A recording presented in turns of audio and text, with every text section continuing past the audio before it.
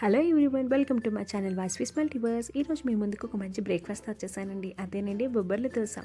ఇప్పుడు నార్మల్ ఇడ్లీ దోశనైనా ఒక్కసారి బొబ్బర్ల దోశ తినండి, చాలా బాగుంటుందండి. ఇది నా గ్యారంటీ. ఒకసారి ఎలా చేద్దామో చూద్దామా. దీనికోసం మనము 1 కప్పు బొబ్బర్లు అలాగే 1/2 కప్పు బియ్యాన్ని రాత్రి నానబెట్టుకోవాలి.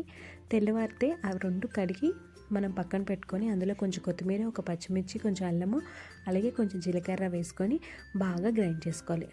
గ్రైండ్ చేసిన తర్వాత కొంచెం సాల్ట్ వేసుకొని బాగా కలుపుకొని పక్కన పెట్టుకోవాలి. ఈలోపే మనం తవాని బాగా హీట్ చేసుకొని వాటర్ని స్ప్రింకిల్ చేసి దోశలాగా వేసుకోవాలి. దోశ 2 వైపులు బాగా క్రిస్పీగా కాల్చుకోవాలి. ఆ కాల్చుకున్న దాన్ని మనం 1-2 దోశలు వేసుకొని మనం సర్వింగ్ ప్లేట్లో పెట్టుకొని పీనట్ చట్నీతో తింటే సూపర్గా ఉంటుందండి. ఇది నా గ్యారంటీ. ఒక్కసారి ట్రై చేయండి. మీకు ఎలా వచ్చిందో నాతో షేర్ చేయండి. అలాగే ఈ వీడియో కానీ మీకు నచ్చినట్టయితే like and share and subscribe చేయండి. Please subscribe to my channel. Thank you very much.